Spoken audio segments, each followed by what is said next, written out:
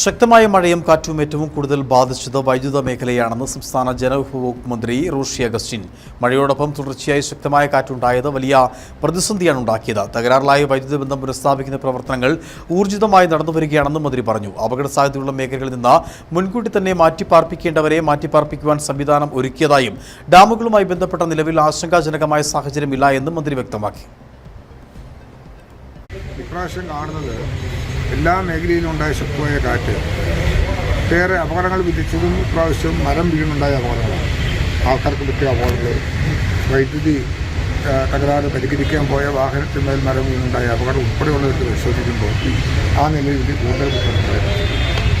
അപ്പോൾ ഞങ്ങൾ ലാസ്റ്റ് ഇത് പരിശോധിക്കുമ്പോൾ കാണുന്നത് ഇതിൻ്റെ ഭാഗമായി ഇന്ന് ട്രാൻസ്ഫോമറുകൾ ഏതാണ്ട് 40 ട്രാൻസ്ഫോമറുകളിലേക്ക് വരുന്ന ലൈനുകളെ മാത്രമാണ് അഫക്റ്റ് ചെയ്തിട്ടുള്ളത്.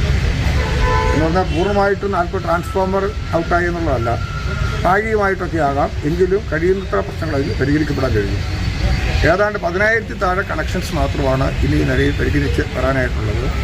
അത് 2,13,000 നിന്നാണ് ഈ തലത്തിലേക്ക് എത്തിച്ചുകൊണ്ട് കഴിഞ്ഞിട്ടുണ്ട്. ഇന്നലെ വൈകിട്ട് എടുത്ത കണക്കാണ്, ഇന്ന് കുറേ കൂടി പരിഹരിച്ചിട്ടുണ്ട്.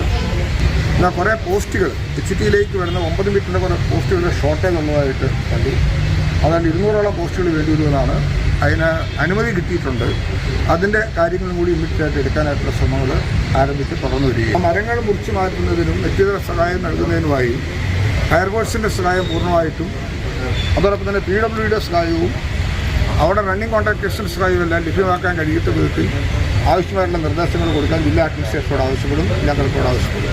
ഏറ്റവും ട്രാൻസ്മിഷനിലുള്ള ജീവനക്കാരെ അങ്ങനെ വർക്കിംഗ് അറേഞ്ച്മെൻറ്റിലായി പോസ്റ്റ് ചെയ്യുന്നതിനുള്ള നടപടികൾ ഡെപ്യൂട്ടി സിയും ഇയും എല്ലാം തന്നെ സ്വീകരിച്ച് കഴിഞ്ഞിട്ടുണ്ട്.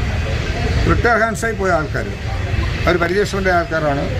അവരെ തിരിച്ചു വരാൻ, അവർക്ക് തിരിച്ച് എത്തിച്ച് അവരെ ഇത് പ്രവേശിപ്പിച്ച് ജോലി ചെയ്യിക്കുന്നതിനും ശ്രമങ്ങൾ ആരംഭിച്ചിട്ടുണ്ട്. കുറച്ച് പേരൊക്കെ തിരിച്ച് വന്നിട്ടുണ്ട്. അത് നമ്മൾ ഒരു അപകടം ഉണ്ടായി അല്ലെങ്കിൽ ഒരു പ്രശ്നം ഉണ്ടായേക്കാം എന്ന് കാണുന്നിടത്തോളം ഉണ്ടാകാൻ കാത്തു നിൽക്കേണ്ടതില്ല.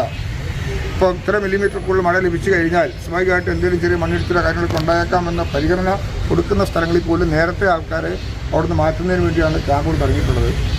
മുല്ലപ്പെരിയാർ ഉൾപ്പെടെയുള്ള ഡാമുകളിലെ ജലനിരപ്പ് ഉയർന്നിട്ടുണ്ട്. ആശങ്കാജനകമായ കാര്യങ്ങളൊന്നും അക്കാര്യങ്ങളില്ല.